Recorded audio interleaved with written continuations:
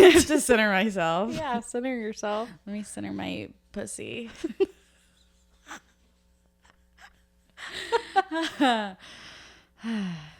Hello, daughters. Welcome back to another episode of What Mom Say. I'm Tess. I'm Hannah. And this is the podcast where we talk about moms and what they say. And making sure our pussies are centered. Yeah, we make sure our pussies are centered before we start recording. I don't want it to be a little to the left. Sometimes you need it off kilter. Yeah, but not for this. Yeah, no, this needs to be directly in the middle.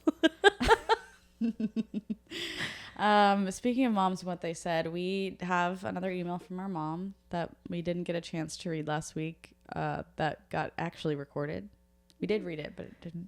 Yeah, it didn't take. We're doing a redo of reading this email. Yeah, because we don't want to deprive the people of what our mom said. Yeah, and if you want to email us, you can email us at whatdmomsay@gmail.com. That's WHATD as in dog, momsay. And at whatmomsay on social media. Yeah, please follow us. Follow us, subscribe, like, do whatever you're on, engage however you can. Thanks. Yeah, we don't want to cross any boundaries, whatever platform you're comfortable with. I don't know who we're boycotting these days. So. All right. So this message from Mom, the title of the email is Hi. Hi. She goes, I got the message that you guys are desperate for emails, so here you go. Thanks. Your conversation about other sexual acts beyond eating ass convinced me even more that kink has evolved since I was a younger age. Or maybe I lived in a bubble and was never exposed to really kinky stuff. The information age we live in now gives so much more access to knowing so much more. It does make older people believe younger people are more comfortable crossing boundaries in what is considered appropriate. I see this in all art forms these days, and it seems that anything goes now, and the push to be even more outrageous in an effort to get attention is fueled by the digital age. It's also probably why conservative people are afraid of how far things have gone and how they are able to get voters to long for a simpler, more wholesome way of life. Just some thoughts. I guess in my day, people did not talk about this and other stuff so openly. Not sure if this is good or bad. I mean, I believe in freedom of expression, but I also think maybe access to porn has done a lot of harm and made people feel pressure to do things sexually that they don't want to do. I appreciate how your generation is much more conscious around consent, which is definitely a huge improvement. Maybe I'm just old and boring. ... Mom, you're not boring. Sent from my iPhone. Just to give context, I think a couple episodes ago, we talked about our mom saying she doesn't understand why people eat ass. Yeah. And she still doesn't. I don't either. Yeah, that's fair. I mean, I understand. No, I get it. I understand. Okay. But I understand not wanting to do that. Yes. Because it's kind of gross. Tess, we cannot keep alienating people. No, I think things they like. All the things we do during sex is kind of gross. Mm. Like, it's gross without context. When you think about French kissing, you're like, if you really think about it for a while and get like autistic about it, you're like, that's gross. Well, did you even brush your teeth before we started? Me and Nikki have been watching Love Island this summer. Me and Nikki have been making out. We've been Frenching, and I think it's fine. No, we've been watching Love Island, and the way they kiss on that show is actually really gross. And like, you can see everyone's tongues. You can see like the spit string between their lips. I'm like, this is actually not sexy. It's gross. Everything in sex is gross until it's not. Right? Like, I'm sure like the first people they kissed, and that's fine. No, when French kissing was introduced, I'm sure a lot of people are like, ew, this is gross or weird. Now it's the norm. Then we moved on to other stuff like oral sex. That's not like biologically what we're wired to do. Right. And it's kind of gross. Yeah, but we've been doing it for thousands and thousands of years. I know, but I'm sure at one point that was like the weird thing. Tess, for some people it's still gross. And weird. I know. Some people don't like it. Friend, and she told me that she's never given a blowjob and she never will. And I was like, just come out of the closet. Yeah. Yeah, I think, Mom, to talk on what you said, it has gone further, you know? I'm sure, I don't know what the next eating ass will be, but I'm sure we'll find out very soon. Eating this. Ew. People do that. People do that. Yeah, I agree. I think because everything is out there, it is only going to get more and more extreme. Yeah. Because you're trying to unlock newer levels of like mystery and excitement. And it's hard to do that when everything's already been done. Yeah. Like the whole world has already been explored. Like we all know where we all are. Yes. So now it's like, now what? You know what's weird too to me? Like a lot of religious people will have anal sex in order to say they're still a virgin. And I'm like, for most people, that is like the thing they do to spice up their relationship after years down the line. Yeah. It's not the first thing. Hold on. Everyone write bless you in the comments. Tess just sneezed. I just daintily sneezed. What was I saying? You were saying religious people doing anal. Oh yeah, like I feel like when you start at the extreme, you have to start like pushing yourself further and further to like feel something. It's the same with like the way people consume porn. Like they start with normal stuff, and then all of a sudden it's like what's that rule on the internet? Like if it's a thing, there's a porn about it. It's like rule 462 or something. I don't know that rule. It's basically like if something exists in the world, there's a porn that is associated with it somewhere. Yeah, that's probably true. I think that's why famous people and like millionaires and billionaires also get really weird and do weird shit. Because you're like, yes, you're trying to reach a new level of height and excitement in your life, and then you end up being a cannibal or something. Yeah. So yeah, it's weird. Yeah. It's Rule 34. It says, if it exists, there's a porn of it. No exception. What is Rule 1 to 33? Are they all about porn? Rule 35, if no porn is found at the moment, it will be made. Rule 36, no matter what it is somebody's fetish. Okay, I don't like this set of rules. I don't want to even think about these rules. Rule 63, for every given male character, there is a female version of that character and vice versa. There is almost always porn of those too. So this is just porn rules? These are internet rules, but I think they just showed me like the ones that are related to porn because I Googled internet porn rule. I'm glad you made sure to remember to add rule at the end of that. You're welcome. Yeah, the other rules are different. We don't need to get into that. Okay. This is reminding me of a Reddit story that I think would be really interesting to read on here. Ooh, are you gonna tease it? I am. It does involve sisters, someone being pregnant, and a fetish. So I don't like where that's going. Well, it's just interesting to like to continue this conversation, but we unfortunately have to keep this intro kind of short today because our episode is a little bit longer than normal. Yeah, so we're so sorry, guys. We know you love to hear us talk as sisters, sister I've to heard sister. People say this is their favorite part of the podcast. I know, it really strokes my ego. You didn't like the word stroke? No.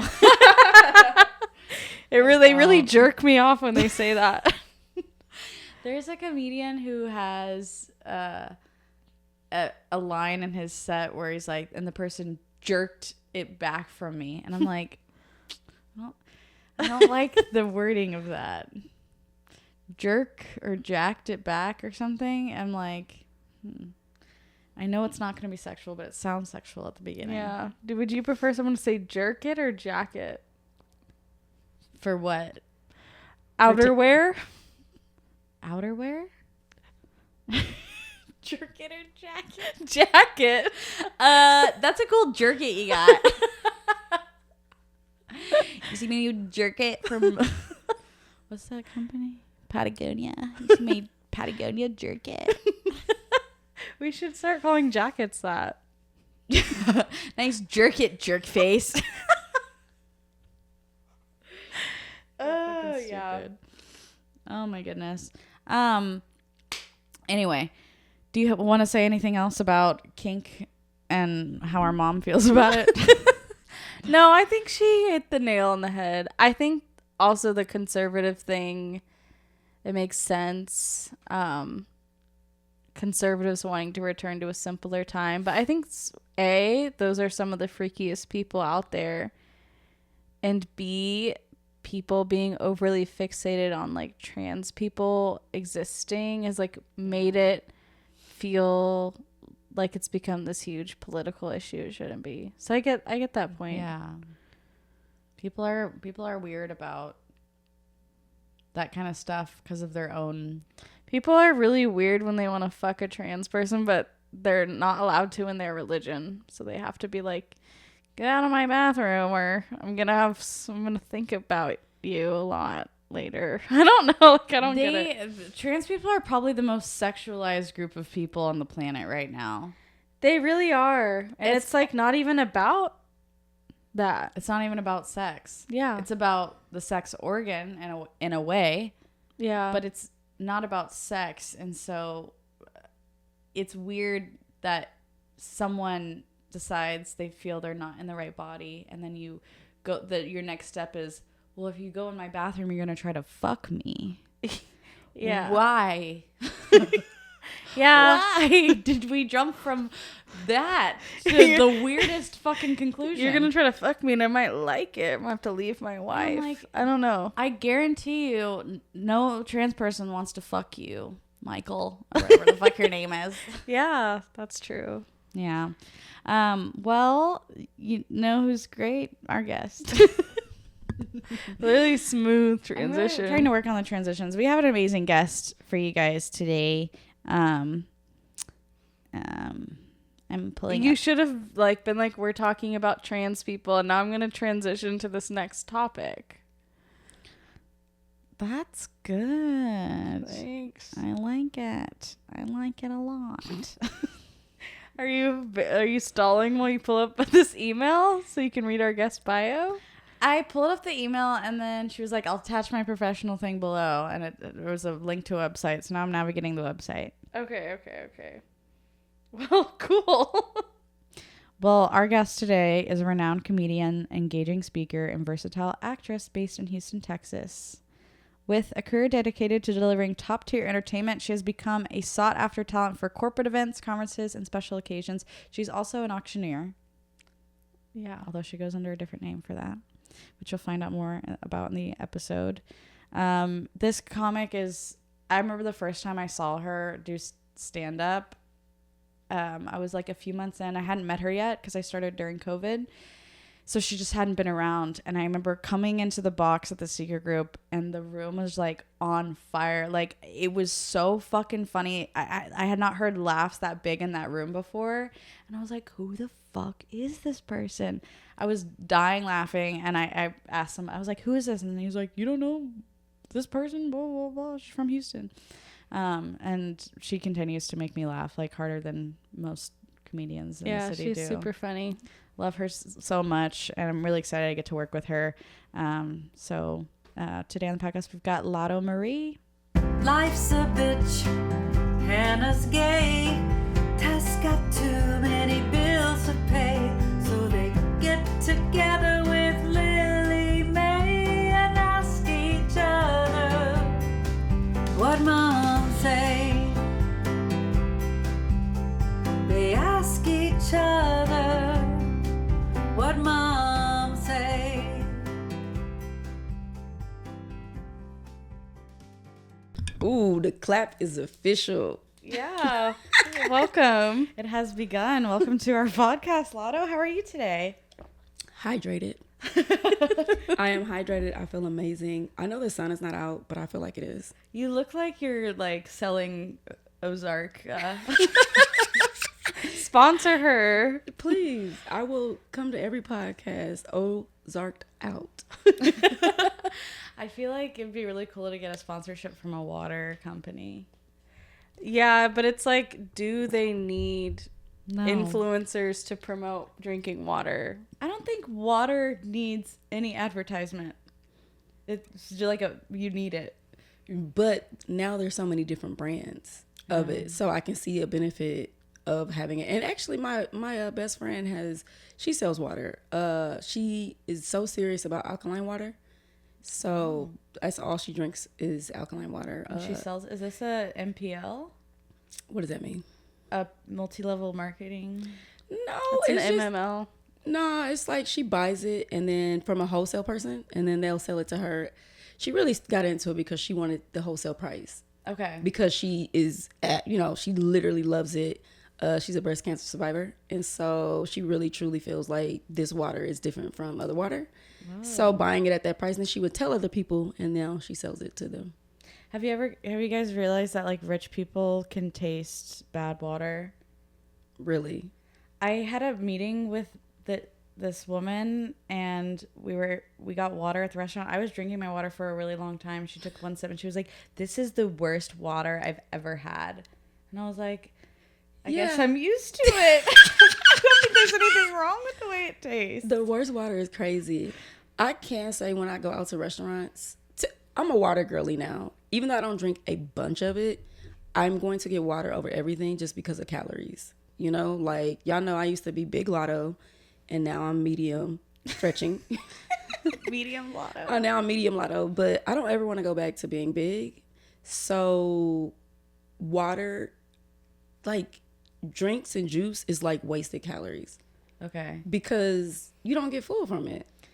That's true. That's true. But I love sweet beverages. I just put lemon in my water when I go out to eat. Yeah. Like, I'm just always like, give me some lemons. And you know what? That's kind of dumb because I know they're not washing them lemons. Was your mom like a really health conscious person when you were growing up, or she didn't care about that? You know what's crazy? When we were growing up, it was big on eat all of your food. Don't get up until you eat your food. Even if you didn't like it, she loved to cook liver, and I thought that was like, have you ever had liver? No. Liver. Ew. Who the hell is making a 6-year-old eat liver? Your Like, mom. I know that's a body part. Like, I know that's a body part, and I don't want no parts of it, but I had to sit there. I would sit there for hours until I ate the liver. We didn't have a dog like the TVs where you could just give it to the dog, and I just refused to eat it. Like, I mean, yeah. So, to What answer if you were full, though? Should we still make you finish? Yeah. Isn't that ass backwards? Yeah. Like, we got to stop making kids. No, not, okay, I said that wrong.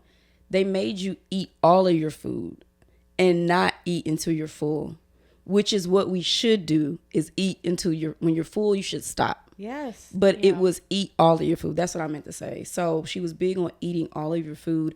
I do feel like Don't waste anything. don't waste anything. My mom was a cooker, so we actually ate real food, which was good. She wasn't big into like chicken nuggets and tenders and out to eat and like all the fast She was into chicken liver. No, she was into like real like mashed potatoes and gravy and corn and broccoli and green beans. I want to come to your house. Right. Yeah, you're making me hungry. She still cooks like that too. So yeah. What about your mom? She's kind of an almond mom. Almond? An almond mom is a mom who's like, oh, you want a snack? Have some almonds. All the time? She's just like very health conscious and Smart. she wasn't always like that. She like started out like cooking more and We had a lot of fish sticks and stuff. Fish sticks were lit back in the day though. They were so were. good. So I was dual raised ship in a sense. My mom here in Houston, married for 30 years. And then my dad in Omaha, also married for 30 years. My mom got married and my dad was like, fuck it, I can do it too. So the next year he got married. Got married out of spite? Yeah. Oh, okay. You think you doing something. Yeah. So he went and got a wife, and they both have been married for 30 years or whatever. But before my dad got married, I would spend every summer, Christmas, and holidays with him, and he wasn't a cooker. So the Hungry Jack, the fish sticks, and the favorite thing for him to make me on the stove, because he didn't have like a microwave, was nachos. So I love nachos to this day. Like on the stove? That's cheese, such a dad thing to do. and then just some chips. I thought he was really doing some shit in there. But now it's so nostalgic. Like, I can't go to the movie theaters. I went to the movies the other day and probably ate 10 chips, but I had to get the nachos. and it's so expensive. But my mom, I don't recall my mom ever taking me to like a movie theater. She might have dropped me off, but her ass wasn't coming in. Really? Yeah. She didn't do those like activities with you?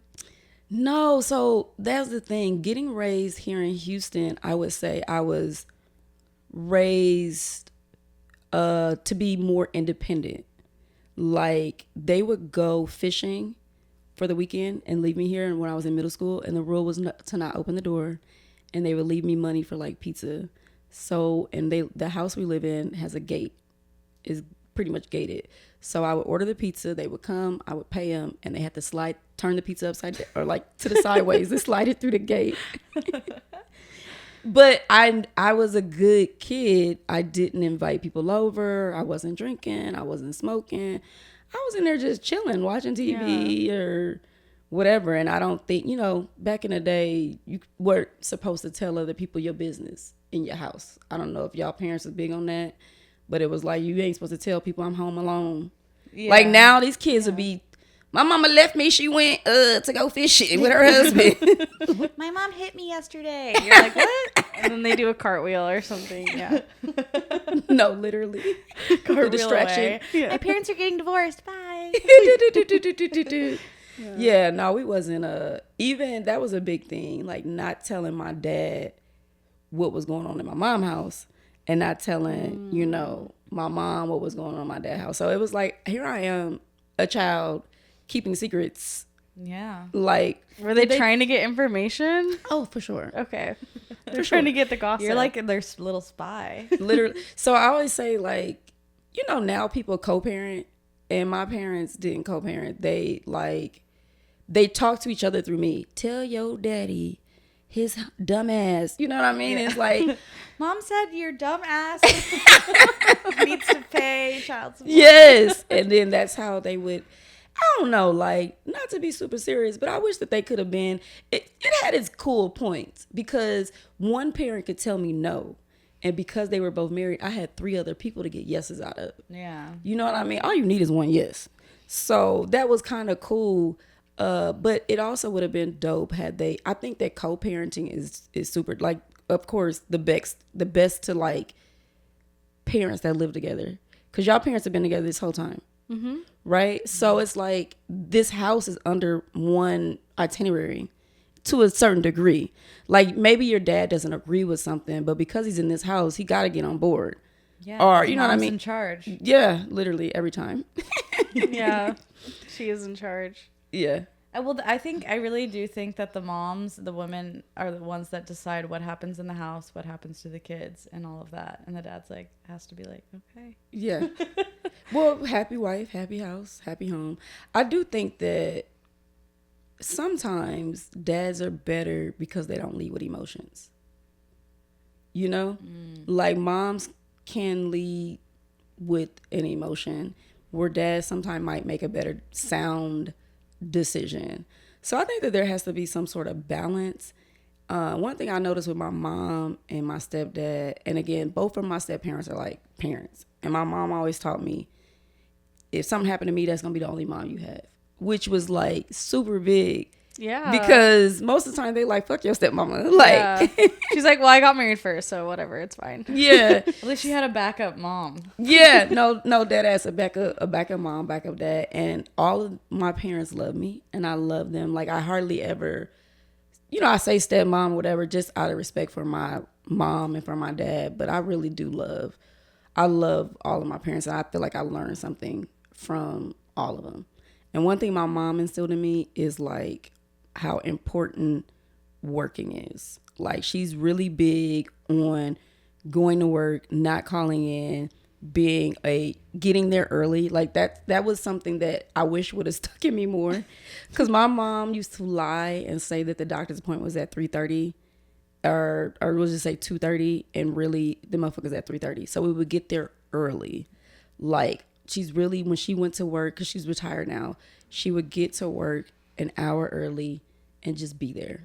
Like, I don't know what the hell. I feel like if you added up all those hours, it would make you really sad about how many hours you gave to sit at the doctor's office or in your break because they room. don't care. that you've been there. Yeah. Your time is your time. You said she was a factory worker, right? Yes. What kind of factory did she work in? So she worked in coffee. Wait, Ooh. like the one that used to be down the street over here? Yeah, Sara Lee, or it was something else before. You can still sometimes in the morning like smell coffee in the air here, even though How long ago was it? Oh, I don't know. Pre-COVID? It must have been. It closed COVID. It closed in COVID. She moved from Omaha to Houston to work in a factory. And it was they changed names several different times, but ultimately she made coffee for, 40 years or so. That's a good smell to Yeah. go, Does have she at like work every coffee? day. She doesn't like coffee. Yeah. But she hilarious. smelled like it for so long. Like all of her work clothes. I don't know. I used to work in a factory too. Have you ever worked in factories? No. Okay. What factory did you work in? Kellogg's. I made cereal for almost 5 years. Wow. It was like an internship. Yeah, I don't do well with manual labor. Really? I'm very weak. Dang. I can pick up a baby and that's it. Wow. Okay. Babies can get heavy. That's can. true. And dealing with kids. But they're a live creature That's that true. you're like, I cannot drop you. If I was carrying something heavy that is not alive, I'm like, You would have dropped so much cereal. like, this shit doesn't matter. It's I not have gonna messed up cereal fry. before. I actually, and you are right. Working in a factory is not for the weak. But the more time you are there, the easier the job gets. Okay. Because newer people are pretty much like, they work for you. So as you move up in rank, you tell them what to do or whatever. It's like a power trip. It is a big power trip. When you have time, what they call tenure. You have tenure there, you get the best schedules. And so in the factory world, if you work on Saturday, it's time and a half. So let's say I was making $25 an hour. So Saturday I'm making $30 and then on Sunday it's double time. That's $50. Ooh. So, and I was interning making that money. So the full-time people were making like $60 an hour, 80 and 100 something. So they are there every Saturday and Sunday. So what that means is they don't have a life. Like they Yeah. work 7 days a week. They're making six figures. And then they have these nice things, but they don't get time to enjoy it because Yeah, they're what's always the working. point? Like, you're working so much to make all this money, and then you don't get to enjoy your life with all the money that you've made. Yeah. So Some people are like why not just wanting make to send their less? kids to college or something. Yeah, but like let's say in your case, Yeah. you don't have children, like But it's like the don't money. you want to work a little bit less so that you can Nah, man. have I a could go to life? work for a month and make enough to last me so much time. You know what I mean? Like, so what I learned though, and I did not get this when I left that work. First off, I had acquired a bunch of bills because when you have money, you spend money.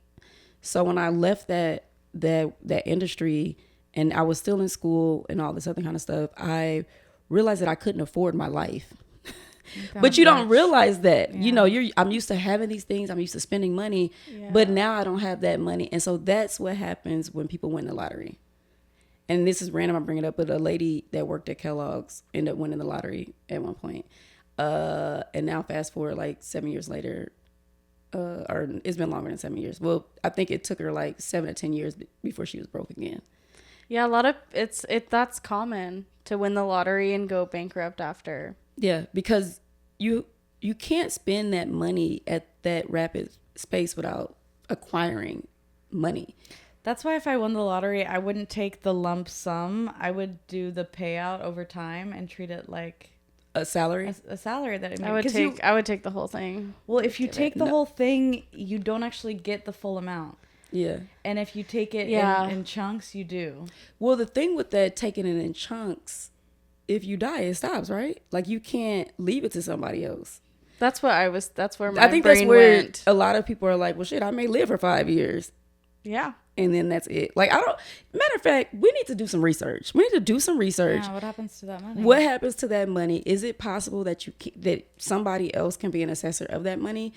And I never thought about that. But I'm honestly now, I think it would be crazy knowing everything I know, because I now know 2 different people that won the lottery. Wow. Yeah, It's your turn. You should I try. know, Yeah, right? yeah. I don't even play, but my dad plays every.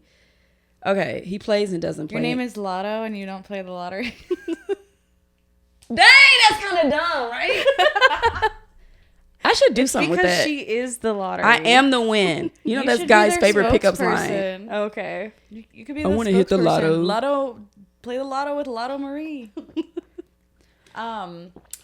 I actually watched this piece about the lottery a while ago. It was really interesting, where this guy broke it down. He's like, the lottery is basically a tax on the poor. It's an extra tax on the poor, because most of the money that people pay to go into like the big bucket goes to the government. Like the lottery is run by the government, and No poor people way. are paying for all these tickets, and that's just extra money that the government is getting from us. Yeah. So when you were talking about where it goes if you die, I was thinking it might vary state by state, because they're all run by the individual states. So what were you watching? Like, how did you? I need to watch things like I want to, like, really.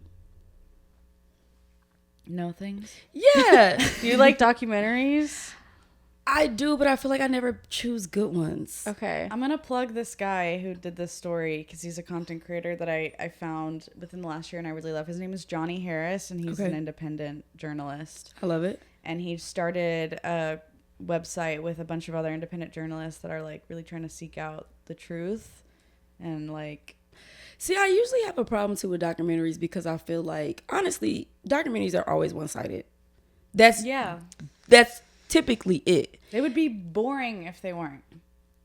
Okay, because now they deep dive on one thing. We have to have a narrative. There has to be a story we're telling in a documentary. If you're just like, here's what everyone said, it's like, okay. I guess, No one's gonna okay. watch that. Did you ever see I don't know if it was What the Health or What the Health? That sounds familiar. It was the one where they were trying to convince us not to eat meat. Yes. I think I have seen that, yeah. Yeah, I remember when it came out, and my friends were like freaking out about eating meat, and I'm like, girl, pass me the chicken. Like, I'm not, because to me it was like one-sided. Like, yeah, it's It is, easy to yeah. tell me all of the bad things about meat and not to eat it, and this is why, and all of those things. Now, I will say, fast forward, that was probably 10 years ago when I seen it. I'm currently fasting from eating meat. I am doing a pescatarian diet currently, so I haven't had meat, like, you know, beef, turkey, whatever, chicken, or any of those things since July 1st. But I'm also eating fish and shrimp right now, so seafood, and then I'm doing that for 2 weeks, and then the last time it'll be vegetarian for the remaining month. Hannah hasn't had meat for 18 years. Are you serious? Yeah. What about fish and shrimp and stuff? No, I'm full vegetarian. Nothing with what did you Nothing say? with a mom or a face. Yeah, that's what she always used to say. Okay, so question, Yeah. and it might be a quick answer. Honey? Yeah. Okay. So there are there are vegans who don't eat honey, don't buy anything leather. Those are the people who like don't have milk or eggs. I still consume all those things. Okay, got you. Yeah. So clearly no eggs for you then. No, I eat eggs. Well, that has a mom. No, it's not fertilized. Okay, what do you mean? The egg is basically the period of the chicken. Like, you know how when we get our period, it's an That's the unfertilized joke. egg? Okay, I don't know if you Yeah. know Ben Jackson. Yeah. He has a joke about eggs and periods. And Yeah. I never. Okay. You're like, bro, that's a baby 'Cause, chick. yeah, a chicken will still lay eggs even if there's no male rooster around. You know? To fertilize her eggs. Oh, it's not from sex. I She's mean, just passing eggs. A chick will still come from an egg, but it has to be fertilized. Yeah, a man has to fuck her. So it is from Fuck sex. the cluck. Yes, yeah. No. Well, the chick, if there's a chick and an egg, it is You know from how you sex. get your period every month even Yeah. though you don't have sex? A chicken lays an egg even though she doesn't have sex. But if it gets fertilized by a male rooster, like if we have sex and our egg gets fertilized, it becomes a baby. So what are the other things? They're just They're just her period, basically. the egg is empty. The egg is empty except the No fucking way. There's Yeah. nothing in it. They no lay empty male- eggs. There's no Why male, do I know this? I hate this shit. there's no male See, DNA like- to make it a baby chick. I don't know enough about this. All I know is that I've heard that comparing it to a period is not quite accurate, but I feel like that It's is the the best closest way. No, way I to understand it now. understand. Yeah. Yeah. I get it now. Okay, so they have to lay eggs every month. Some of them hoes They is lay empty. eggs like Every day. on a very So they be picking up frequently. eggs, and it might not be shit. Like when they put them in that thing, there's You know, possibly they- nothing in they- them. You know how Yeah. when they be like waiting for them to crack. Yeah. There's Yeah. always something in it. There's always something in it. But chickens also will eat their own eggs too. That's just creepy. That's disgusting. Imagine like pulling your diva cup out and like taking a shot. That's the equivalent. Terrible visual. I know that Gotta eggs, get that protein I back. know that eating an egg would taste better than that though. I So know, We I just don't have tasty periods. I also had Quick question. Intercourse during cycle time? What? Intercourse during cycle time. Do you do it? Have you done Intercourse during cycle time? when you're on your Yeah. period? Oh, yeah, absolutely. Yeah, I've done it. Have you done it? I despise it. Okay. It accidentally one time, I was like, it's juicy down there, and we like stopped and turned the lights on. I was like, oh, that's why. Let's stop now. Yeah. It's like Um, you've been killing me. yeah, I don't like cycle sex. For some reason, I feel like the last time I did it, my insides were hurting, or whatever. Yeah. Like, so I usually take that break. That's fair. Some people don't like it. I think you're allowed to not like it if you're a woman, but you're not allowed to not like it if you're a man. Why? Because if a man's like, ew, I'm not gonna have sex with you on your period, I'm like, you're a horrible human being. You're not a feminist. You don't love women. That's crazy. Because he doesn't want to be inside of you with blood inside of you. Yes. Oh my gosh. Okay. I'm like, do you even love me?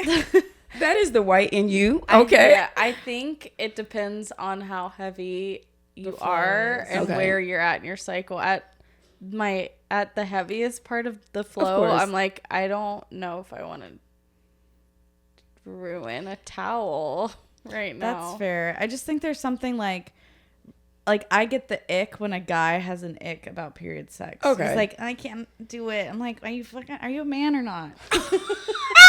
This is crazy. Like, men can do hard shit and you can't handle a little bit of blood. Yeah. I do not agree with these hoes. Okay. Sorry. No, I am not a fan of what they are saying. Now, I do understand when men are grossed out about cycle in general because this is a part of being a woman. Yeah, it's gross. So I get that. I get that aspect. And I am really big on giving me grace when I'm on my cycle Yeah. because I don't understand it, y'all, but I turn it to something else. Yeah. Like a lot of the times. Like I can't control it. I used to get PMS kind of bad. I don't Are you get angry or depressed or what? So I get dry skin. So I itch. Like my skin gets really itchy. Turn into a reptile. No, man, there's something wrong with me. You're like shedding. No, dead. And then I get fatigued and Yeah. tired. Like I get very tired and fatigued. I've also had neck and back spasms. Like I started tracking it because I'm like, this keeps happening. You And should so go now to I the know. doctor. Yeah, and that's why I had my fibroids removed for some of these things. The tiredness was one of the biggest issues that I was having and it was just because my cycles were so heavy. So shout out to my doctor, but also if you are having blood clots or extreme fatigue, get that checked out because I think I thought it was normal. Does that run in your family? Like, did your mom have No, issues not with that I it too? know of. I feel like every ailment my mom gets, I get. Really? I think that my mom really doesn't know or did not know about all of the elements. I think she really just kind of has went through life. Like she's very carefree, Okay. unaware. Like especially now she's 71. nice. She's going on 71. And I'm kind of like I do everything for her, like her tickets. I tried to convince her to buy a ticket back. She's going to Oklahoma next week. And somebody is taking her. Like one of her cousins, first cousin, is coming to pick her up from Dallas, y'all. So think about this. Coming from Dallas to Houston to take her to Oklahoma. So for the people that are watching that are not familiar, Dallas is 4 hours away. Yeah. And from Dallas to Oklahoma, I believe it's like 4 hours or something maybe. Well, you have to come to Houston. Yeah. And then go past Dallas to get to Oklahoma. Driving south to go all the way back through up north again. He's doing. He is a driver. Like he travels the world. He's been in the Army and all that. Wait, it's only 4 hours to Oklahoma from Dallas? It might be less. Let's look it up. So Oklahoma? Wait. Oh, God. I was thinking Omaha. Oh, no. Oklahoma. No, that's the I'm like- Oklahoma is the state right above Texas. I was like, I thought Nebraska was so much further. Let's see. Oh, it's 3 hours and 8 minutes. Okay. Yeah. Okay. Because I know from Houston it's like 6. That's too much in the car. Just get on a 6 hours plane. and 30 minutes. So she normally would fly and all this, but he said, hey, I'll pick you up, cuz, and I'll bring you down.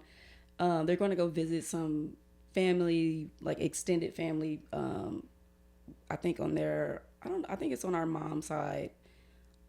People that we really don't have. Like, I think from our mom's dad, my grandma's dad's side is the side of the family we don't really see that often. But either way, she doesn't realize that he is going out of his way to come and get you. So I was trying to convince her, hey, you should fly back home instead of having him drive and do all. No, he said he'll do it. He don't mind. And I'm like, yeah, Ma, he's being nice. Like, I don't think he really who wants to drive an extra 10 hours, when it's unnecessary. And I talked to one of her sisters, and her sister pretty much confirmed to me that it's an inconvenience for him, but he's just not gonna say it. So long story It's hard to deny a 71-year-old woman. Literally, you can't tell her shit. No, I don't think I could tell my grandma no to anything she asked me. Shit. When mom is in her 70s, we have to say yes to everything. Yeah.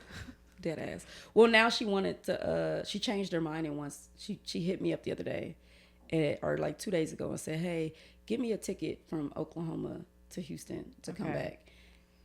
Some reason. Yeah, and so it's $300. When I first looked it up, it's $150. It's double the price. So I'm like, okay, I found it. It's $308. What card do you want me to use? And so I'm asking her, send me the card. I was like, you can also do a payment plan on it if you want or whatever, because she didn't know she could Don't do it. Yeah, I did it. I'm in debt. Hilarious. I went to a collection agency. No, we're not doing that. I'm such an adult that I take care of bills now. I'm finished paying it off this month, you guys. Congratulations. So proud of you. Only Well, took my 3 mom, years. I'm like, which card do you want me to use? And I want to read her response to you all right now. I said, send me the card you want to use it on. She said, I don't have a credit card. I said, well, send me your debit card. No. No, I don't have any money on there. So I called her. I said, hey, how you want me to get this ticket? She's like, oh, I want you to pay for it, and then I'll pay you back. Oh. So I bought the tickets. So you're her bank. That's where we're at now. So her payment plan is you. Yes. Yeah. So she's paying me $80 until she pays off the $300. Is it true that your mom used to be your house cleaner? Is that joke It is true? It is true. So let me tell y'all this. There used to be a lady, and in the joke is Maria. Her name was actually not Maria. It's Stacy. no, Linda? it's none of those. Terry. Y'all are hilarious. Now I gotta find her name because I used her for somebody else recently. Her name is Esmeralda. I don't think I've heard this joke. It's so funny. It is so. You freaking true. don't tell it anymore. I think I did it for the special. Yeah. When I was coming out with my special, the whole thing was Rosa. I don't know why I drew a blank. Her name is Rosa. Rosa. When I was coming out with the special, I had planned on doing all of my single jokes. Yeah. And then in the midst of preparing for it, I was just like, what if I make this special and then the next time I make one that I'm really, really in control of, I don't have any like bangers. So I decided, okay, let me not do that, and then let me come up with. And I did it in a month. So in a month's time, I reshifted my thought, and then I came up with other stuff. So I did use jokes that I had too, but that special was like not done in my eyes. Like the jokes are better now, and I don't really tell that. Like I really just kind of came up with that to have something on a special. Sure. But yes, so I used to have a Rosa, and I'm still really cool with Rosa, and she used to clean my place. So over time I realized, because I used to think that maids and all that were like really expensive, and like you got to be rich to have that. What I found out is that to save time on things, I prefer to pay somebody to do these services, and they're gonna do it right, and I don't have to invest the time. So I would have this lady come over like once a month. Yeah. And I would pay her like $125, $150, something in that realm. And she'd be there for 2 to 3 hours and do all of the things that I don't do. So I wasn't cleaning window shills and cleaning the fans and all that kind of stuff. If I had laundry, she would fold the laundry. She would clean under stuff, she would take everything off of the stove. Shit that I didn't even know you could take off the stove and spray down and clean. She Fabulosa the whole damn place. Like I should have been doing Fabulosa commercials, okay? The way Rosa was going through this Fabulosa. And my mom convinced me, because now my mom is retired. She's like, you giving her that money, you should give it to me. You should fire Rosa and hire me. And that was the dumbest shit I ever did. that already sounds like you're walking into a trap. Like, because now that Rosa is not over there cleaning my place, I gotta clean up before my mama come. Yeah. Because your mom is gonna judge you. I can't believe you live like this. Yeah. It's like Rosa never said none of this shit when she came over here. And so like literally like I gotta hide my vibrator. Rosa used to clean my shit. You understand what I'm saying? She's like, here, your vibrators are all laid out. They're like, all I didn't have clean. to hide it. Now I gotta hide it when she leave. I can't remember where the hell I hid it now. I'm like walking around naked looking. Where did I put the rose at? And then so one time my mom found it and she brought it to me. She was like, oh, I didn't know you had this. You're like, why would you bring it to me? This is my favorite one. This is what she says to me. This is the joke that I'm running down. But yeah, like, and again, it's not even a joke. Like, this is real life. Yeah. I leave, and which a lot of times when Rose is there, like, I'll leave and go run errands. Like, this has nothing to do with me. Like, do what you do. Yeah. But I leave my mom and I come back. I leave less than 20 minutes. I come back. She laying down on the couch with her bra off. Like, Rosa never did this type of shit. I can leave and come back and Rosa's cleaning, doing everything. Rosa never sat down, bro. Like, Rosa is a cleaner. Yeah. My mom is not cleaning. She's not treating your home like the factory. A job. Yeah. No. And she would never do this shit at the factory. Like, I know you're not at the factory working with your bra off over these people's coffee. Like, I know you're not doing that. Right. But one day... I just imagine, like, titty in the coffee beans. Bro, listen. Tits out, beans grinded. Titty beans. Titty beans. One day I do a photo shoot every year. Every year, the beginning of the year, I do at least one. It's something I've been doing for the last like 5 years or so. Sometimes I do more than one if somebody's willing to, hey, I want to give you a photo shoot, whatever. But every year I do at least one photo shoot. And I get all dialed up. I spend a lot of money on clothes. And it's a whole thing that I do and I plan out. And I usually spend at least $1,000 on my photo shoots. Makeup, hair, like all of this. At least minimum $1,000. And afterwards, I usually go to my mom's house. And I'm like, and I'll show her. I don't have the pictures, but after the photo shoot, I'll have my photographer thumb through the photos. Yeah. And I usually record that. That's like a ritual now that I'll do. Is they'll thumb through. And I go over, face still made up. Leisure clothes, and I'll just show her like the thumb through, like this was the photo shoot, and I'm doing this, and she's like, "Oh, I didn't think you was gonna be able to fit that skirt." Now remind y'all, I've never worn none of this stuff. All of this stuff is new, so I'm like, well, why? I've never worn it. Why would you say that? Well, when I tried it on, what are you doing trying my shit on? She's like in your bedroom putting on a mini cleaning, trying on the clothes, being like, this is not gonna fit her. I'm gonna go lay down. How do you have time to do all of this if you're supposed to be cleaning up?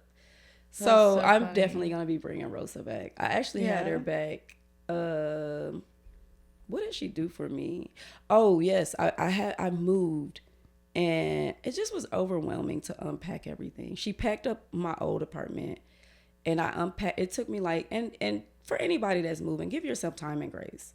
It takes about a month or two for you to like get everything unpacked, and I think I was getting frustrated and irritated that it was taking me so long, but I also travel and do comedy all these nights a week. And I just recently had Rosa come back over and like put everything away.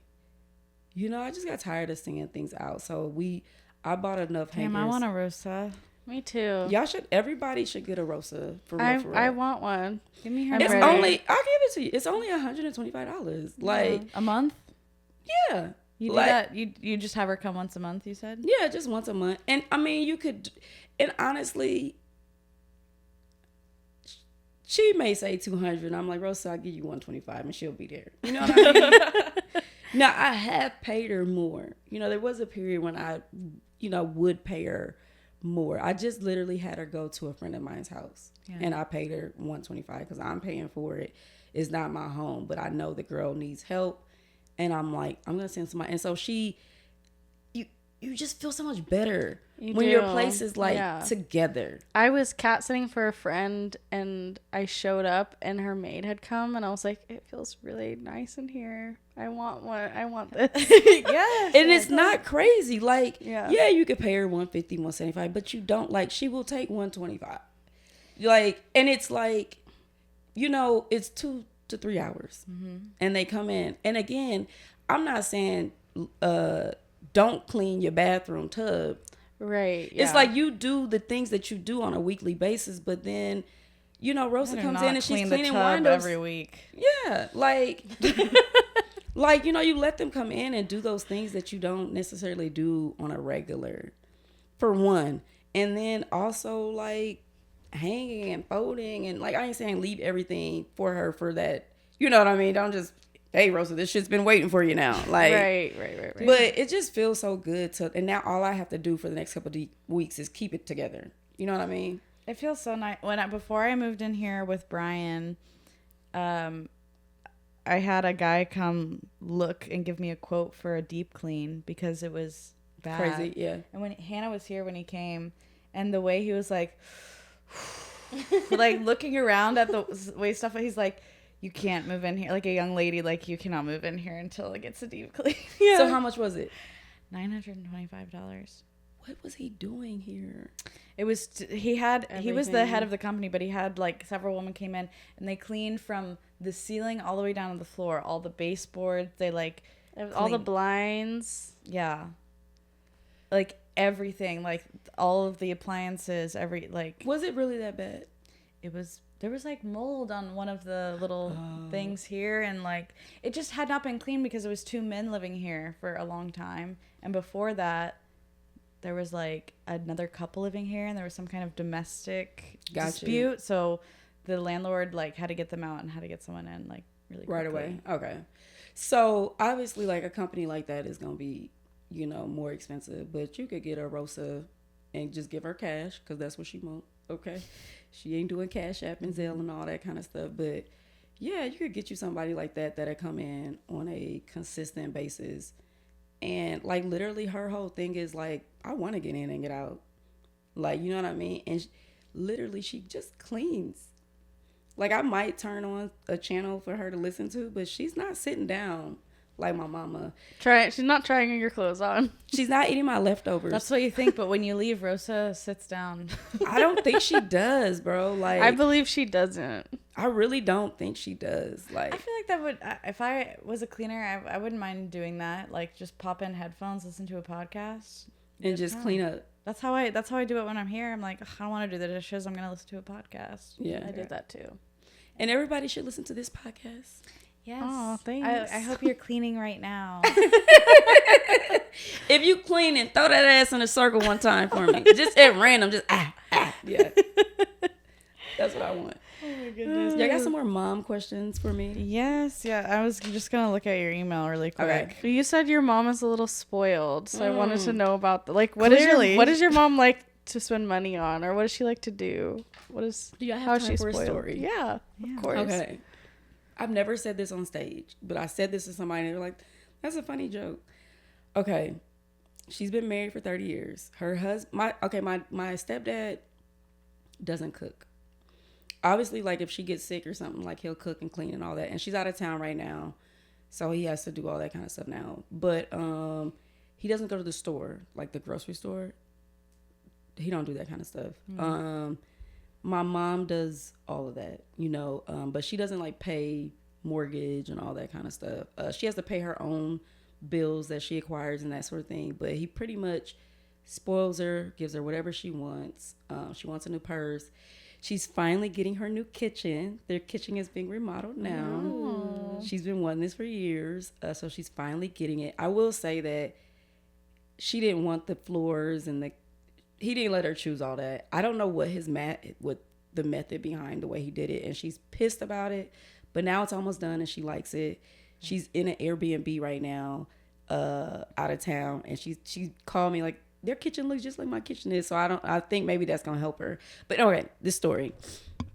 About 4 years ago, my stepdad called me and said, hey, I want you to go and buy your mom a purse for her birthday, from Louis Vuitton.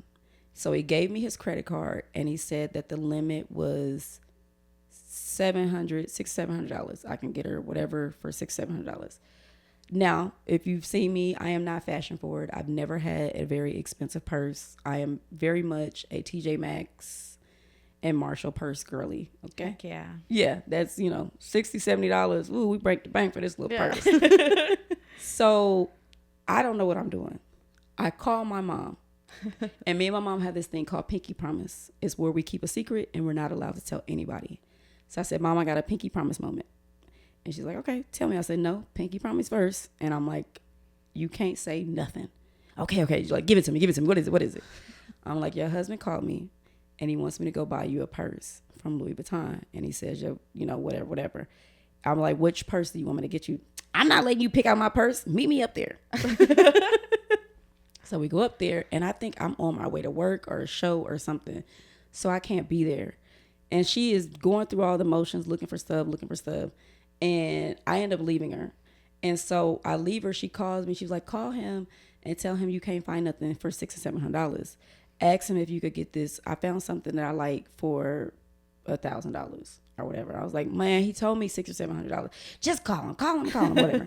And I'm like, all right, I'll call him. So I call. He was like, that's my baby. I love her. Give her whatever she wants. So I call her back and I'm like, he said that's fine. I was like, I don't know what you did to the man. The man said that's cool. And she's like, okay. She hang up on me like fast. So I'm calling her, no answer, whatever. I'm trying to figure out because me and my stepdad have a spot that we hide things in for each other. So I got to put his card back in the spot and I need to tell him, what I spent. Did you give her his card? Yeah, I left. Oh, okay. She's like, here you go. Yeah. Again, he knows nothing. And I'm like, yeah, it's going great, whatever. So I end up getting a call from a strange number and I answer it. This lady has left her phone at the Louis Vuitton store. And I believe they closed. So I got to go get her phone the next day. So I'm like, and this has to be like either late at night or the next day or whatever. So I got to explain to her to put the card back in the spot and put the package in a spot in a closet or whatever so he could see. And I'm like, well, how much did you spend, Mom? $2,000, like $2,300. Oh my gosh. For one purse? In one purse. The limit was $1,000 or $1,200. How the hell am I going to explain this? She's like, I can double that. Yes. So the next morning when he wakes up, Oh no. he records her. He has the purse like on the bed or whatever. When she leaves and comes back, he records. She's like, oh my gosh, no, you didn't. I just know you didn't. Oh my goodness, no, you didn't do this. And the Academy Award goes to. Bitch, you did it. What the fuck are you saying? What are you talking about? You did it. Yeah. And I call him and I'm like, I gotta explain to him. I'm like, yeah, the card is where. I don't even know where it's at. I didn't even know if she put it right. And I was like, yeah, go check. That's my thing. Yeah, go check. She check for us because I don't know where the hell it's at. And he was fine with the amount. Okay. Oh, okay. What does he do? He also was he worked at a factory, but he was like a manager. Okay. At one point, they worked at the same factory. That's where they met. Oh, factory romance. Yeah, was he her manager? Not at the time. So he was a regular employee at the time, and then I think they ended up going to separate factories or whatever. And he became a manager or whatever. And I think at one point he applied to be. My dad was really good at his job. He's really good at being this stern manager that people listen to and respect, but he's across the board to everybody the same. He's strict, and if you're on his thing, he is strict. He's always going to be strict and very militant to a certain degree. And so I think the job she was at wanted to bring him over there. And so the hiring people are like the floor plant or whatever came to her, was like, hey, we're thinking about bringing your husband on. How do you feel about da-da-da-da? She's like, he could be a manager. He just can't be my manager because I'm not going to listen to him. It's like, what the hell? he can manage all he wants, but he can't manage me. Like, I'm not, he's not in charge of me. He can't even get her to stick to a budget. So that's what I say when I say she's spoiled. Like, he may say. That's how it should be. Good for her. Yeah. So I had somebody recently that was like really heavily trying to talk to me, that really had a problem with me being spoiled. He said he thinks that I'm spoiled and everybody does what I want them to do. And at first I took offense to it because I'm like, I work really hard and I'm always showing up for other people. I do things for other people. Like I do a lot of things that I don't really just brag and tell. And I'm just nice because I feel like I always get it back. Like it always comes back to me, money included. Like it comes back, like it just does. And I took offense to it though. Like afterwards, I was like, you know what, I am spoiled, and I don't want to be with somebody that doesn't want to spoil me. Yeah, I agree with that. You should spoil your partner. I think that goes for both sides. Yeah, and I want to spoil my person as well. Yeah, but I want them to spoil me first. Because what's the point of like being frugal gremlins together? Yeah, I do like the aspect that some people save. I really feel like I have been doing better at saving. It's unintentional to a certain degree because I don't have a goal where I'm like, well, right now I have a goal because I want to leave. I don't want to be at my job. Like I don't know that I'm gonna make it this whole year, but if I do, this is the last year. Yeah. I really feel empowered by the services that I provide, not just stand up. Like I do a lot of corporate entertainment as well. Like I do family reunions. I have a family reunion this upcoming week. I just did one. And then I also am an auctioneer. 25, 35, 45, 55 cents, 57. How about a 1,000? Would you want 1,000? Would you do 1,000? Okay, whatever. So oh my gosh, I want to go to one of the auctions that year. Everybody is saying that, so I gotta find. So I do sell tickets to it. I know, right? I do nonprofit, so I actually don't like do cars where you gotta go super fast. So I do galas. I do a lot of like galas for nonprofits that are looking to raise money for whatever their cause is. So a lot of it is me just really playing with the crowd. So it's a thing where I'm really trying to, and my name in that field is L Montgomery, is ELLE Montgomery. So I have a professional name. If you search L Montgomery, you'll see a female auctioneer. But it's really like now I'm trying to bring Lotto into her because I'm really trying to, yeah, no. All right, Lotto has this joke about her vibrator where she makes that sound, and It's such a good impression of a vibrator. Like that's level 1. And then level 2 is like. Just imagine at the auctioneer. But no, seriously, like I have to make this connect. Like I gotta merge them. Yeah. Because right now in my eyes, I'm really stuffy up there. Like I'm really showing You'll have up to as merge L. your corporate identity with your real identity. Because really, the reality is that they all love me. A funny auctioneer sounds like it would be a blast. And a lot of the Yeah. auctioneers that do benefit auctioneering, they have like some sense of humor. Yeah. But I don't feel like their humor is more staged. It's like, Yeah, like it's not as like free ball. Like something can happen and I can play on it. yeah. But I feel like theirs is like they have certain lines that they use every time. Every time They're somebody hacks. Yes, yes. I love that your sister gets it. Yeah. So they are very hacky and I just want to like not be hacky. I want to make it my own. And so I'm working with I have a mentor. That's what we need in comedy. We need more mentors because that is just I've been able to skip so many steps with the knowledge that she's taught me and with seeing her do it.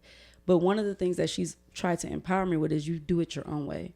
And I haven't like done that yet. Yeah. And so now I'm like intentionally like be you. And now I have another entertainer that in addition to auctioneering, he does the corporate entertainment. And so I meet with him on Wednesday. I'm going to help him on Wednesday. And I had a meeting with him and it's just, he does $10,000 gigs. And now he's looking to do 20,000. So he pretty much is like, if you don't mind doing the 2,000, 3,000, 5,000 gigs, I'll give you those all day.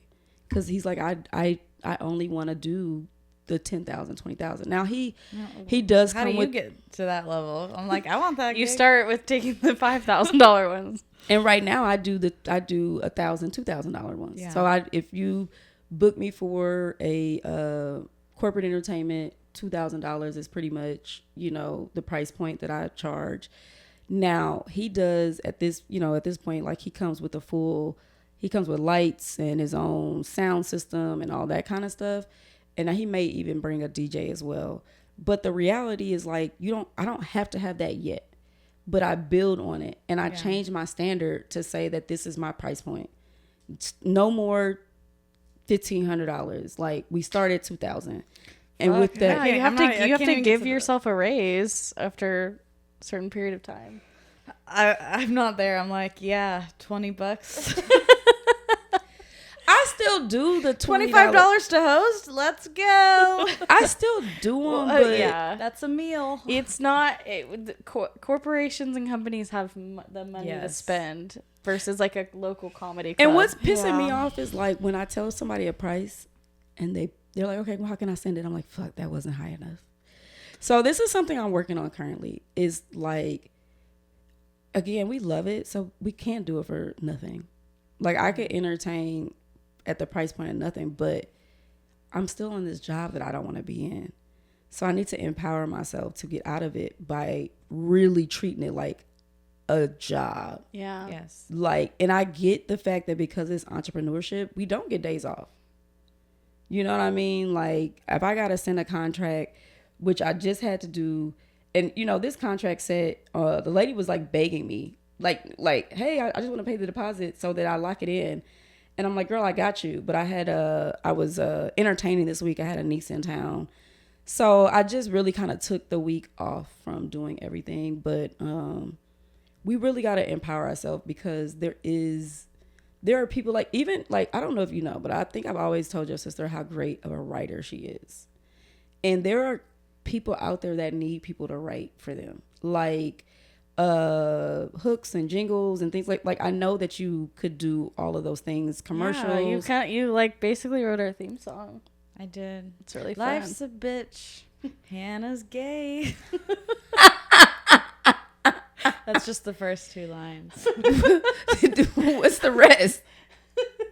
You gotta bring in the Tess people. got too many bills to pay. Hey, she's broke.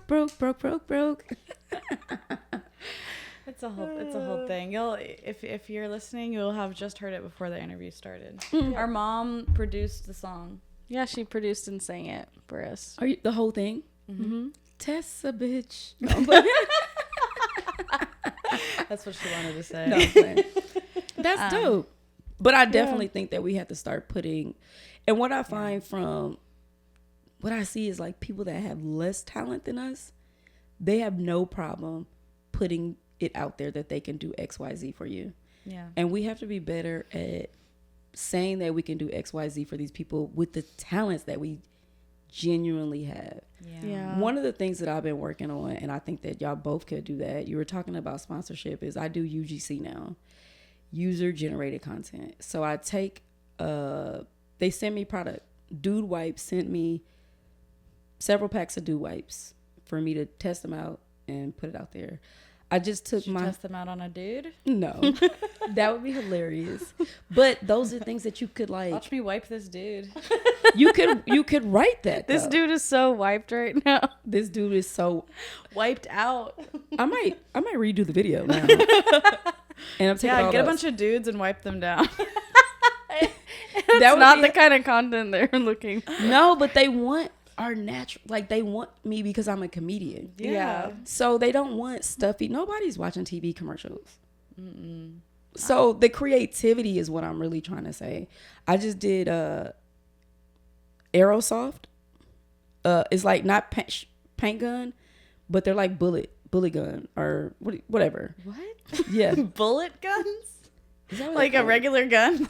Okay, not bullet. What do they call that? guns BB with guns. bullets? BB guns. Yeah. Okay, they're like BB guns, but it's just like it's like paint gunning, but it's with BB guns, and it's this whole thing where these people are in there in army fatigue, like the kids and everything. Well, long story short, I took my family there, and it was free. They just wanted me to do a video. They wanted me to shoot some content to promote their thing. I know I have a large following, but my followers don't care about stuff like this. But the companies get to use it on their page. They can put money behind it. And that's what people are doing. It's called user-generated content. I just sent a couple platforms that y'all can get onto, but y'all could have a bunch of stuff here. And it's like the better you get at it, the more you do it. Like now We need mom products. all of it though, but you start off at doing them for like $75. Mom wipes. I like the sound of that. Baby too, wipes, Tess? Yes. I was going to say, it's funny that we're only thinking of wipes. Like, oh, let's... you just in did the dude wipe wipes? We zone. got to do mom wipes. Okay, speaking of moms, Yes, we're back. I the thing that made me laugh the most in the email that you sent us was you said the thing my mom used to always say is don't be like that. Don't be like that. So how are you being? Right? So, okay, let's say. And are you still like that? No, I know, right? I guess these are like moments. So I'm trying to think of a moment. Somebody did something to me. Oh, Someone did something to you. we're gonna talk about it. We're Okay. fucking doing it. Okay. Yeah, get comfortable, shit. Yeah. I'm like, why am I wearing shoes? It's my house. So about a year ago, at least maybe 2 years ago, I was doing a show. It didn't have a bunch of people there, and I was just goofing off. They weren't really there for the show. The people that were there, it was it's not a comedy club, but they kind of were making it that atmosphere. In order to grab the people, usually if you ever see me, the first like 5 minutes of my set, I'm messing with the audience, like really just fucking with people. I know, I hide. Hannah admitted during our podcast with Nitra that she's afraid of your crowd work. Me? Yeah, I'm like, I gotta go. Hilarious. It's really good, but I Don't wanna don't want anyone to talk to me. Hilarious, not bad, bro. I got you. No, Hannah. no, keep doing exactly what you're doing. Hilarious. I'm just gonna be in the back of the room. Well, so I was messing with these people. It was this couple that were like snuggled up. They weren't paying attention. And so I started messing with them. And it got them to get up and sit at a chair. And the girl was irritated. It was a white girl. She was so Yeah, because irritated. she was getting fingered and you stopped it. Literally, they were making out. It was like she was with this black guy and blah, blah, blah. They were in their own world. And I just wanted to make it kind of a show. And all that was cool. It was funny to everybody. Obviously, she was one of the ones. And I was messing with him, too. I wasn't picking on her. Like, I pick on everybody, And he had got over it, and I had bought him in, or he had been like, all right, you got it, man, because he was trying to go back and forth, and I got him. He was like, you got it. She was still just mad, right? Yeah. And I was like, your ass is still sitting there mad. Like, so I'm pushing buttons, and for whatever reason, there's a guy there that plays like a trombone or some instrument. Okay. He like every bit of like 50 something years old, but he did this in like high school, and he still, kind of does it, whatever. So I brought him on stage and let him do it, and it was a whole moment. And like, this is a black club, and to have this man still doing this, and it still sound good, was like he just showed up with a trombone. I don't know if that's something like he does, or was normally. He performing beforehand? I don't know. That's a big thing to carry around. I know. Okay. Like, okay, whatever. I don't know what it was. Band. But it was dope. And I think he like does it to a song. So I think like, okay, normally this is an open mic. But at the end, they usually have somebody like headline, right? So I think maybe he might perform. He might go to open mics and perform. Maybe it was something like that. And I let him go up and do something. And it was a big thing. Like, everybody was clapping, and they were just proud. It was like a proud moment. And the girl was still mad. And that irritated the shit out of me, because I'm looking at my peripheral and I see her over there. I'm like, bitch, you in this space in this room. I need you to get on board. And so, you don't want to also be the only angry white person in a black club. No, dead ass. It's a bad look. It and that's how I felt. How can you be mad when someone's like? And everybody, like, I literally stopped and was like, you're not doing this here. And so she tried to come on stage. And get the mic from me. Whoa. My best friend was there. Let her speak. My best friend was there, and my best friend was on that stage so fast. Good. My best friend was like, I don't know, hell, like, and I'm like, no, it's cool, I got it. Get the fuck, like, and so I'm cussing the girl out, holding my friend back. Is the man with the trombone still on the stage? He is. I don't think he was playing along to y'all's fight. I don't think he was still playing.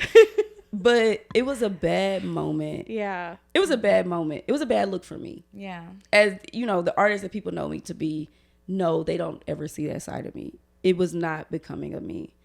My photographer just happened to be there, so she did record it. And I told her to delete it. We decided, hey, just delete it. I don't want to see it. I don't want to associate with it. It was just a night. I apologized to the person that was hosting it, because they were very upset that I allowed that moment to happen. Yeah. And I tried to explain myself that night, and they was pissed, and I just went ahead and apologized, I think a couple days later, and said sorry and yada yada yada. Yeah, but she rushed onto the stage. I know, but I get it. I get, like, you can try to keep your cool, but that's really jarring. Yeah, that's like the one thing you don't do. Yeah, is stand up, is bring your ass up here. That would be the most terrifying thing to see, I think, as a stand-up, is someone coming towards the stage at you. And it's just like, what the hell you doing? And it's like, and I think for them, of like the person that, had booked me, for them, it was like, why was I going? Like, I didn't have to keep going at her. You know what I mean? I could have just let her be and just kept going. And you know what? They're right. I could have, but fuck it, whatever. But in that moment, I felt I wasn't going to do anything. I was more or less trying to protect her from my best friend that don't give a damn. She ain't no comedian. She see a motherfucker trying to go on stage to her best friend. She like, let's go. Mm-hmm. And so I was trying to like block it. And I think that they felt like I was going to do something. And it was never my intention to do anything to the girl. Like, I'm not, whatever. And fast forward several months later, maybe a year later, there was another comedian that was there that posted the video. No.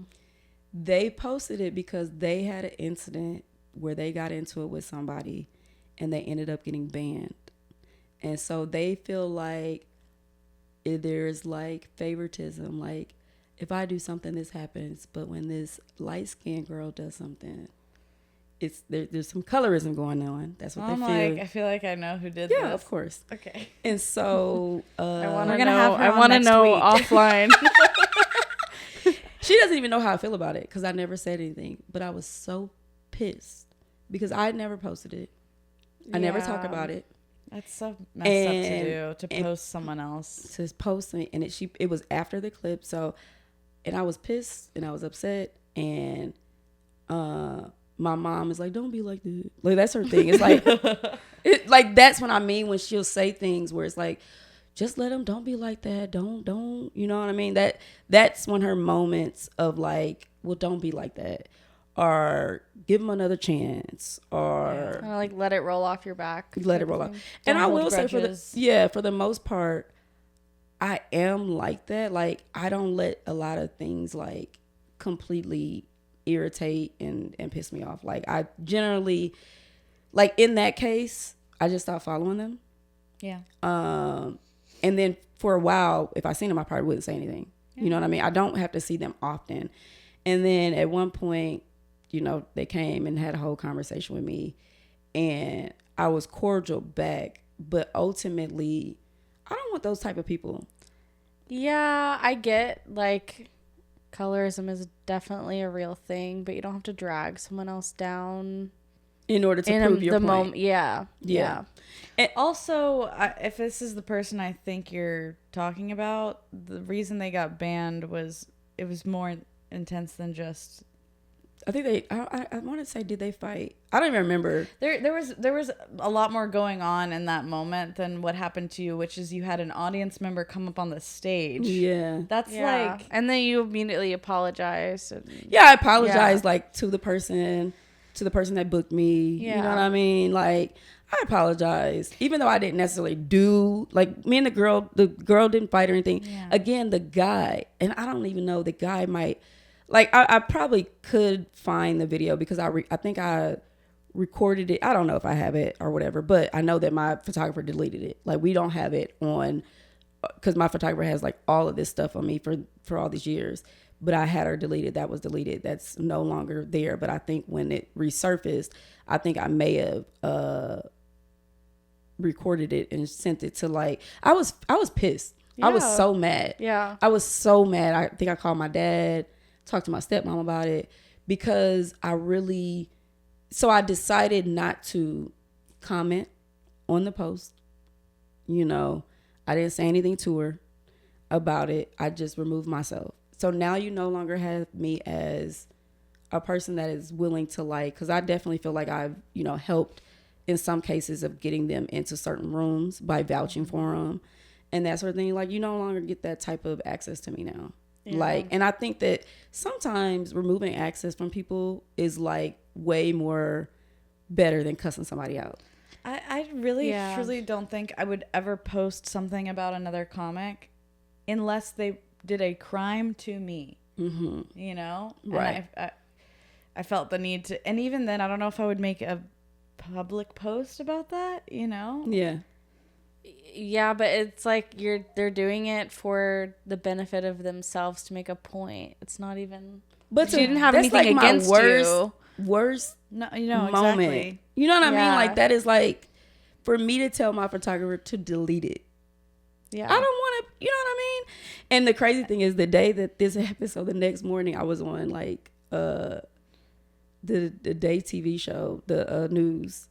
So that's what made me, like, that was full circle. It's like, I can't be out here having moments like this, and then the next day I'm waking up to go do this live TV show where I'm co-hosting with, you know what I mean, a broadcast. Like, we have a clip of you from last night. I know. So breaking news. Right. So it's just kind of like, yeah, you know what, you need to make, you know, yeah, it was one moment. Yeah, it was one day. There's not a lot of moments that I'm like not proud of, but you know, shit happens. You know what I mean? Yeah. You've had a moment where you got into it with an audience member or whatever. You know, shit like that happens, but I don't want that kind of energy out there. And I think that it was inappropriate and rude for you to not at least call me and say, hey, Lotto, do you mind if I do this? This happened to me, and I just feel like, you know, it's not fair. Like, she could have talked to me, and I could have been like, girl, go ahead. Or, you know what I mean? Don't post the whole thing or whatever. But nah, bro, you dead to me in a sense. Even then, it's like, I still don't think that it's okay to post something like that, like, in general, because you're just like, you're trying to tarnish someone else to benefit yourself, which is just like a gross way of getting out of whatever situation you found yourself in. I have a problem with comedians posting comments about big comedian specials. Oh, you do?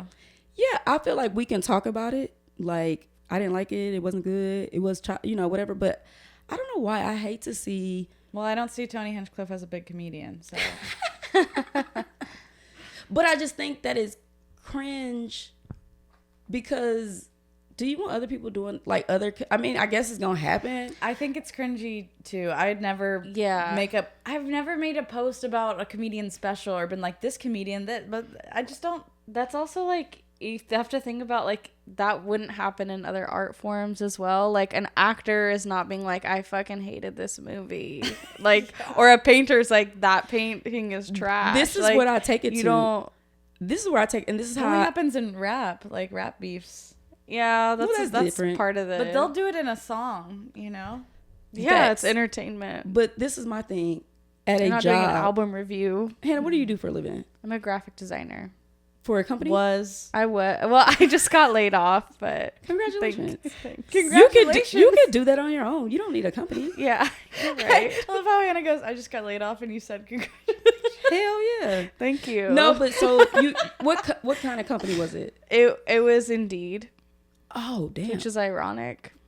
You need a job. You now. lost a Yeah. job? Yeah. But okay, did you work in an office or no? No, it was all work from home. Okay. All right. But have you ever worked in an office? Yes, unfortunately. Okay. Can you imagine working in an office and making a post that Jennifer is terrible at her job? Yeah, that's what Glassdoor is for. Me and my old work friends will like go read reviews of our old job, like what people are saying now about the company. Yeah. And we're like, ooh, look at what people are saying. It's anonymous though. But Oh, so you can't say that. Yeah. But I just think that that's weird. Like It when is- when you it think is, about it like yeah. that, for you to say something else about somebody else's special, like, oh, it was trash, I didn't like it. Again, we can have the conversation. I'm not saying you can't talk about it. I just think it's weird to post it. You know why it's lame? Because none of those people have specials. Every time. And none Yeah. of them ever will. I'm so sorry. That's what irritates me. They don't have specials. And even like It's little dick energy. every time. And I have a special that, it's a special. It's and I get people are like, specials are supposed to be special. And It's a body of work for me. And it's released and it's out. And I look forward to actually making one that I'm like, this is mine. I worked this hard on it and I did X, Y, Z. Like, I think that is going to come, but I do think we should start releasing more shit. And I've been working There's not enough content out there. There's not. No, but like for real, like, especially as artists, like we come up with these things like, you're like, oh, you don't do that joke or you don't do that. It's like, fuck, why am I holding on to this shit? I hold on to it for the real, this moment, but there's so many more, I can reach more people with the internet, and we need to do more internet-based things so that we can go on tour and people know us and people are excited to see us. Yeah, it does make you look a little bit more legit to be like, I have a body of work and I put it out there and I produce this. Yeah, and it has 140,000 views. Okay, where can we watch it? On YouTube. It's Okay. called I Can't Make This Shit Up. Okay. Because a lot of it is true. Is there anything else you want to plug before we wrap? Oh, yes. We have a show We do. at the Houston Improv. On the 29th. It is a Wednesday at the Houston Improv. I want to say that the start time is 7:30 p.m. I might have just made that time up. She said what? It's called She Said What. Listen, we had the first Are one. you putting it in your calendar right now? Yeah. Yeah, mine's in there. All right. Were you at the last one? No, I wasn't. Okay, your parents were there. They loved it. Yeah, they did. And This is what sparked you and Lotto, not you and Lotto, sorry, you and Nitra fighting over our mom. oh, yes. Nitra, first off, Nitra is freaking talented. She's been doing comedy for the last 15 or 17 years. It is my goal to produce Nitra's first official special. I would like to do it this year. Nitra, when I first came on the scene, Nitra was in Chicago. She moved there to pursue comedy, to get away. Comedy in Chicago is pretty dope. Like, they have a great comedy scene. She ended up having to come back. Her dad and health reasons brought her back to Houston. And I didn't really know her. She didn't really know me.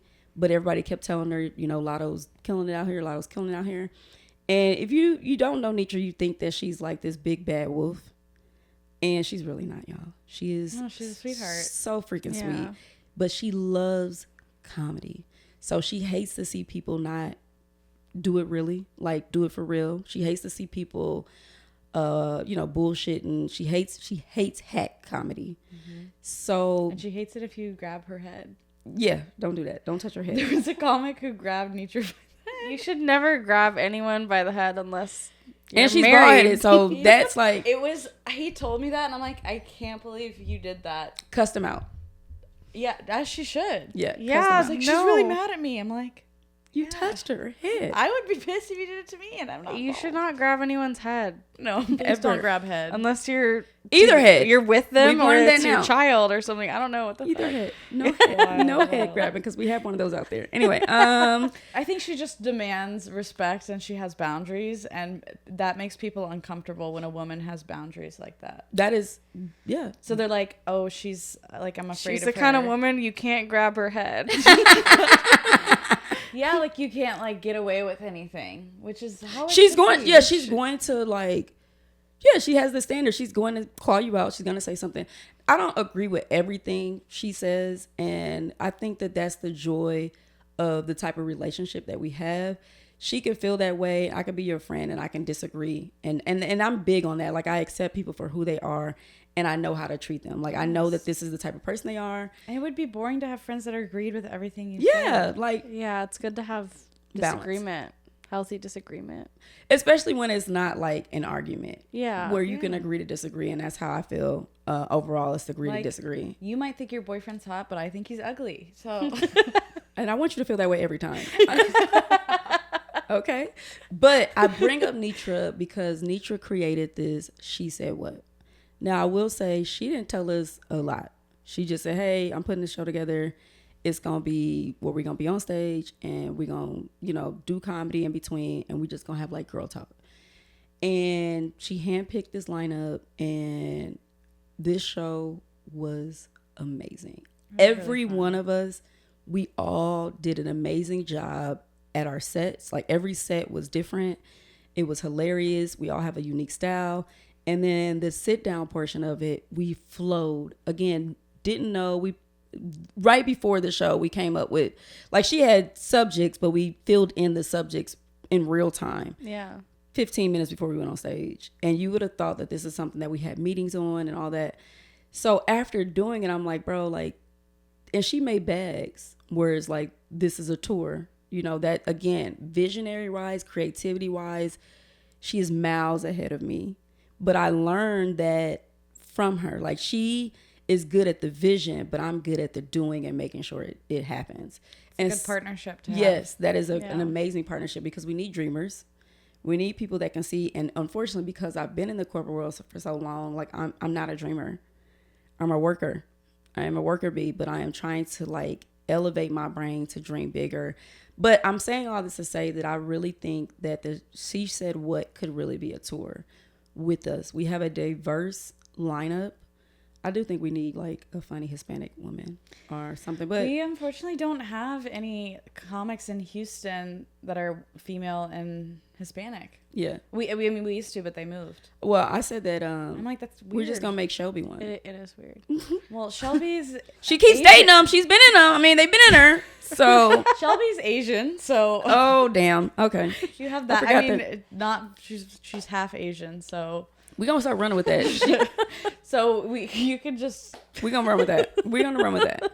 But not put another race on her. and I hope you're available to come to the next one so you can see it. I would love to But come see it. Sit in the back. Yeah. Lotto will talk to you. we really this time though. Again, I didn't know the complete vision. And I didn't know that she didn't have anybody there to record it or catch whatever. So I'm going to make sure that this time we have someone in the room catching the footage because we want to go to other cities. I think Chicago and Dallas is definitely going to happen. That sounds so fun. Yeah, I know for sure we should be getting Chicago. She has to go up there for something. and she's gonna pitch it. I think she already pitched it to them. And then I'm pretty sure we can get into Dallas after we do the Houston Improv. That should be an easy swing for us. And we're going to push this shit because there's She'll also some... be able to do San Antonio. Yeah, for sure. Yeah. Yeah, like... Austin, we could do that. Yeah, no, we... Name another city. Shit. She's traveled where? She said what and when and where. We just need to like what? really come together. And like everybody has strong suits. I think I am the most social media-ish. Yeah. But it doesn't take a lot.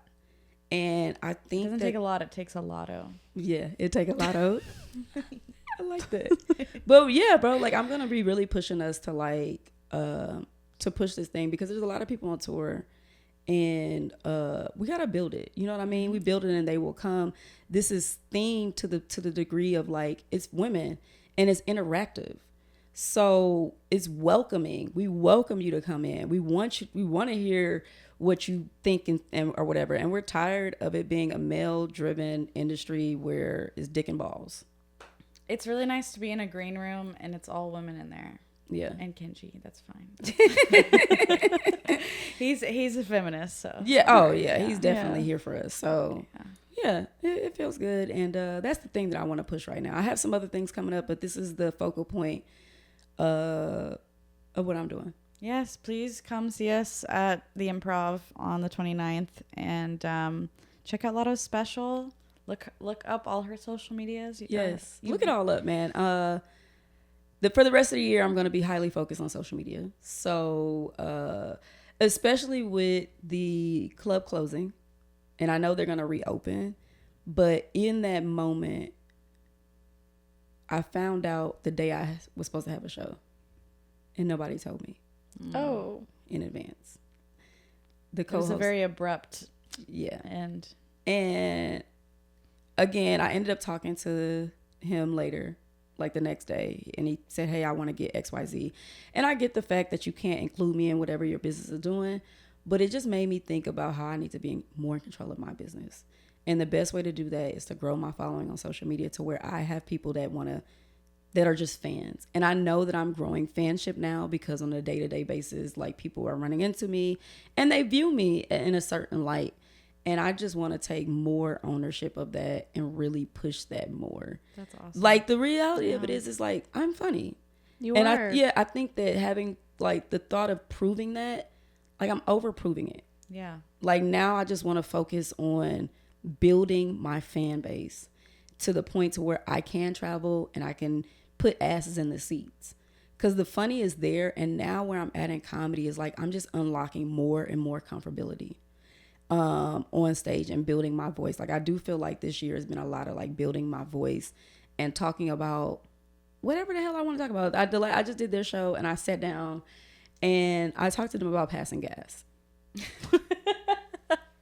That's what my whole set was about. I was so gassy that day. Yeah. And we just talked about it and I made people make gas sounds. There's nothing funnier than a fart, man. Yeah. That's like comedy 101. A fart is hilarious. That's like the first thing that's funny to you as a kid. And it was funny. I made everybody do like, what does your stomach sound like if you have milk? Is it blah, blah, blah? And that's what we did. It was those kind of sounds. It feels too real right now. Yeah. For me. She's having acid indigestion. Oh. It's a little bit more than that. I'm having E. coli. Okay. Dang. That's having bad. E. coli. Sorry, I didn't want to just blast your shit. Is it for anything? I don't know what caused it, honestly. There's like being a dirty There's bitch. also like a parasite going around in Houston. It's in multiple states, but it's in Houston. Yeah. And Taco Bell apparently is moving some things around. Damn, And I had go there today. I had Taco Bell, so it might have been the tomato and lettuce Taco Bell. I don't know. Yeah. It's like on fresh produce. And I always feel immune to food stuff because I'm a vegetarian, so I'm like, I don't have to worry about food poisoning from meat. I was thinking it's harder Taco to get Bell, food what the fuck are you poisoning doing there? It's very vegetarian friendly. You can get anything with beans. Really? But I won't be going for a long time. Dang. Okay. Yeah, when I was vegetarian for a little while, we went How to long is a Taco little Bell. while? 3 days. Well, it was like a year, and then Oh, I wow. did a year pescatarian, but I would secretly eat meat every once in a while. What is the point? I know there was a certain point where I was like, why am I hiding the fact that every once in a while I eat meat? I can just eat meat. Yeah, no one's gonna be upset with you. Exactly. Literally. Yeah. Okay, we really have to wrap because we've All right. been here for It's been a while. yeah. Thank you guys so much for listening to another episode of What Moms Say. We'll see you next Thursday. Bye. Thank you. And